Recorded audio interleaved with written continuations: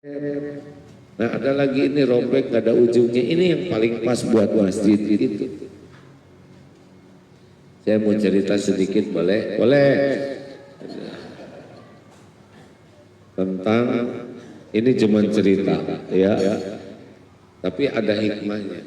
Jadi Bank Indonesia itu memproduksi uang macam-macam. Nah suatu saat uang yang diproduksi itu di tahun yang sama dikumpulkan lagi, ini mengarang ya. Ketemu tuh uang 100 ribuan, 50 ribu, 20 ribu, dan yang 2 ribuan. Ucel sekali yang 2 ribu. Kata yang 100 ribuan tuh begini, kalau yang 100 ribu rata-rata fresh, masih bagus, seger. Mereka kumpul, ini uang yang reuni itu.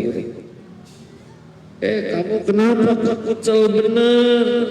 Lihat yang 2000 itu kucel, rata-rata yang 2000 itu kucel. Lecek. Ya, kata yang 2000-an tuh saya sih emang kayak gini. Biasa main-mainnya di antara kenektur, di WC umum, di ya kembalian di pasar-pasar, itu juga saya mah banyaknya di tangan Pak Ogah. Kata yang 100 ribuan begini, oh maaf ya kalau saya berada di artis, orang-orang kaya, pejabat, intelektual. Oh iya, cuma ya gini-gini juga kata yang 2 ribuan tuh. Saya sering loh ke masjid gitu katanya. Yang 100 ribuan itu dia, saya jarang. Ini ngerti nggak saudara?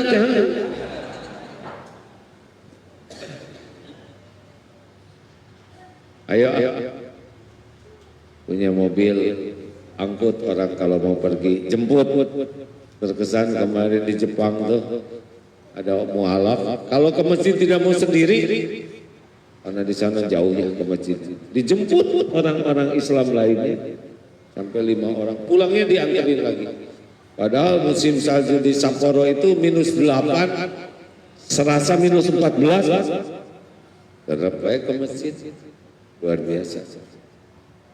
Terakhir, berterima kasih. Ya, waman lam yaskurin nas, lam yaskurillah. Barang siapa yang tidak berterima kasih sama manusia, tidak bersyukur. Makanya anak yang tidak tahu bakti ke orang tua hidupnya bakal susah. Karena kufur nikmat, bakti ke orang tua bagian dari syukur. Terlepas bagaimanapun keadaan orang tuanya, kita harus berbakti sebagai syukur karena jadi jalan kita terlahir ke dunia ini. Santri-santri atau murid yang tidak tahu adab ke guru berantakan hidup. Karena guru jadi jalan ilmu. Ibu-ibu, Bu, neraka penghuninya kebanyakan laki perempuan. Sudah tahu. Kenapa, Bu? Kufur ke Allah, bukan kufur ke suaminya. Nila setitik, rusak susu setengki. Karena suaminya melakukan satu kesalahan seakan-akan gak ada kebaikannya sama sekali. Nah itu yang menjerumuskan wanita ke neraka. Nauzubillah. Syukur. Bapak-bapak siap ya kalau nanti di rumah perjuangan Bapak dinehihkan. Sabar aja.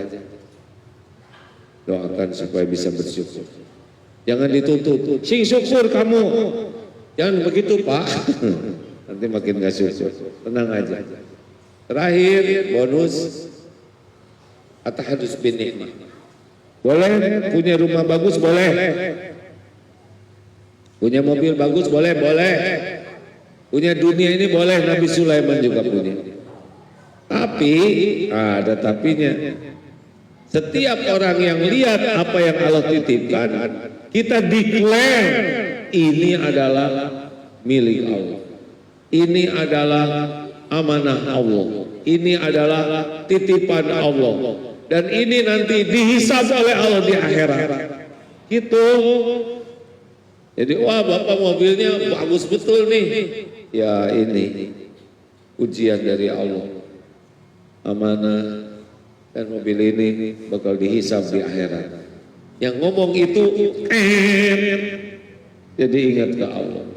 Makanya nggak usah iri-iri lihat rumah orang, lihat mobil orang, lihat pangkat jabatan orang. Di dunia kerennya sebentar, di akhirat dihisab. Wa ilaina turja'un. Beneran Pak? Gak usah iri-iri lihat rumah orang lain bisa ngejungkel tuh dengan rumah itu. Tapi kita jangan ngejungkel nih, itu dengki namanya. Udah nggak punya, menyumpahin orang. Siapa tahu beliau itu disyukuri. Nabi Sulaiman punya istana. Kita nggak usah menilai orang-orang, mobil bagus, pertama nyicil nih pasti. Yang kedua ngejungkel di akhirat, diam kamu. Kita nggak berhak menilai orang, tapi kita usahakan menilai diri. Rumah bagus untuk orang belum tentu cocok untuk kita, Pak. Jabatan bagus untuk orang bisa ngejengkang nih kita ini. Semua pejabat pasti berakhir jabatannya. Semua pejabat pasti berakhir hidupnya. Semua pejabat pasti hisab, dituntut pertanggungjawaban. Itu saya lihat hakim-hakim yang kemarin memutuskan itu. Aduh, di akhirat dia nggak ngerti bekal hancur habis-habisan itu. Berapa lama sih di dunia jadi hakim? Yang pasti itu di akhirat. Wajib hancur-hancuran. Dan kalau udah tua model kita gini, mau ngapain juga? Punya uang, diapain? Beli motor, kebut-kebutan, masuk angin.